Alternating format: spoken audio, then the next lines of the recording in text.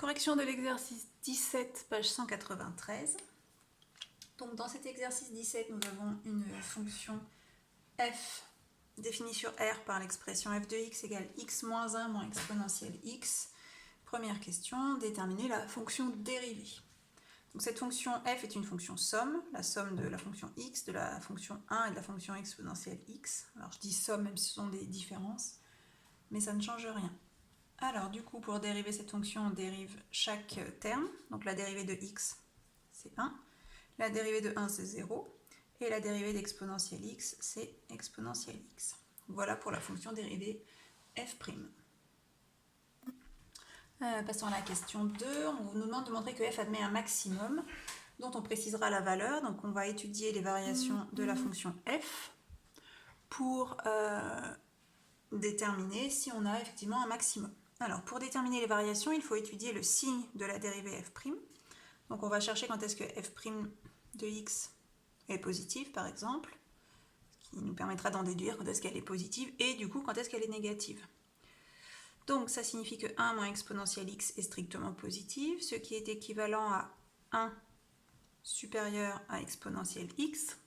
Donc, on a vu précédemment comment résoudre des inéquations de ce type-là. On sait que 1 correspond à exponentielle 0, donc exponentielle 0 supérieure à exponentielle x. Ça équivaut à 0 strictement supérieur à x. Donc on en déduit que notre dérivée f' est positive quand x est lui inférieur à 0. Donc on va pouvoir faire un tableau de variation. Donc notre fonction est définie sur R. F' s'annule en 0. Elle est positive lorsque x est inférieur à 0, puis donc négative ensuite. On en déduit que la fonction f est croissante puis décroissante, ce qui confirme qu'on a bien un maximum qui est atteint en 0. On va calculer ce maximum en calculant f de 0. Donc f de 0, ça fait 0 moins 1 moins exponentielle 0. C'est-à-dire moins 1, moins 1, moins 2. Donc la fonction f admet bien un maximum dont on précisera la valeur, c'est-à-dire moins 2. Donc f admet moins 2 comme maximum.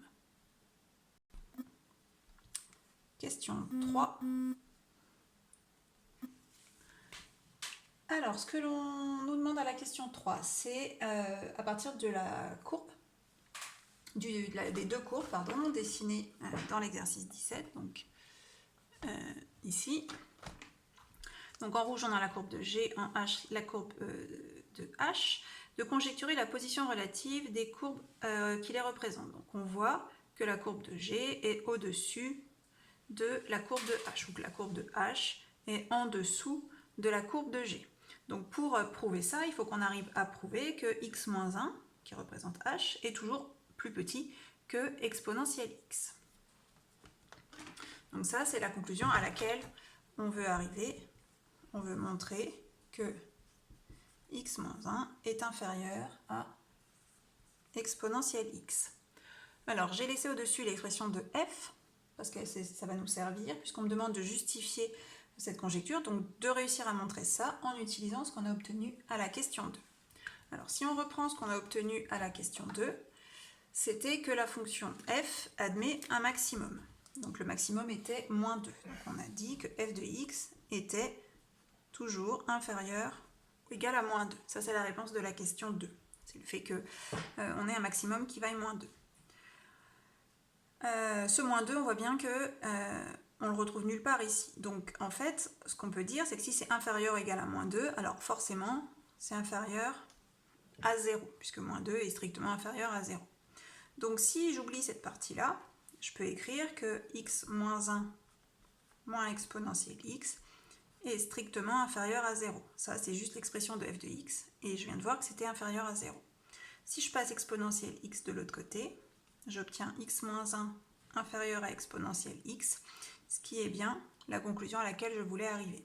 Donc on en déduit que la courbe de h est toujours en dessous de la courbe de G.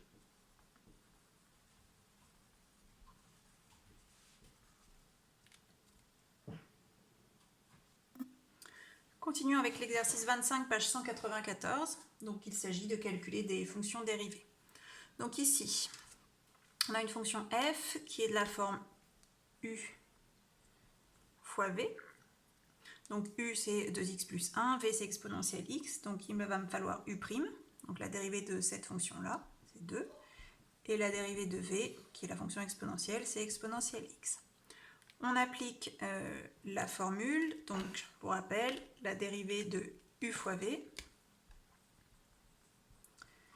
c'est u'v plus uv'. Alors il ne reste plus qu'à calculer. Donc je suis ma formule u'. U' c'est 2 fois v. V c'est exponentielle x plus u, donc c'est 2x plus 1, fois v'. V' c'est exponentielle x. Je vais arranger un petit peu l'écriture en factorisant par exponentielle x. Donc là je vais avoir 2 plus 2x plus 1. On réduit dans les parenthèses, donc exponentielle x, facteur de 2x plus 3. On continue avec la question 2. La fonction g ressemble à la fonction f, donc elle est toujours de la forme u fois v, avec u qui est l'expression moins 3x moins 1 et v qui est toujours exponentielle x. Donc u' c'est moins 3 cette fois-ci, et v', c'est toujours exponentielle x. On applique la même formule.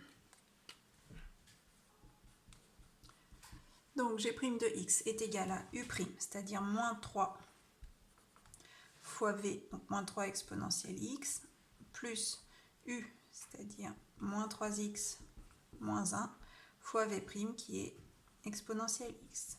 Comme précédemment, on va factoriser par exponentielle x. Donc on a moins 3 ici, puis moins 3x moins 1. On arrange dans les parenthèses.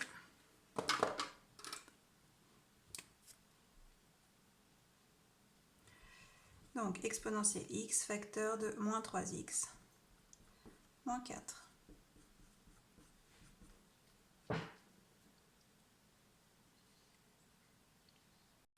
On continue avec la fonction h définie par h de x et x exponentielle x. Donc on est toujours sur la même forme, u fois v. La dérivée de u qui est x, c'est 1. Et la dérivée de v, c'est toujours exponentielle x. Donc on dérive h' de x égale donc u', donc cette fois-ci c'est 1, fois v exponentielle x, plus u x fois v' exponentielle x. On factorise, ça fait exponentielle x, facteur de 1 plus x.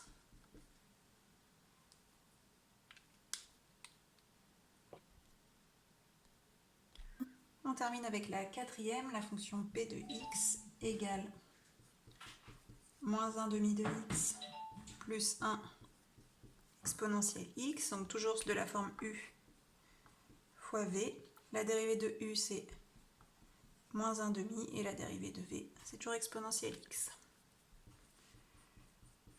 Alors on applique la formule u', ça fait moins 1 demi fois v exponentielle x plus moins 1 demi de x plus 1 exponentielle x.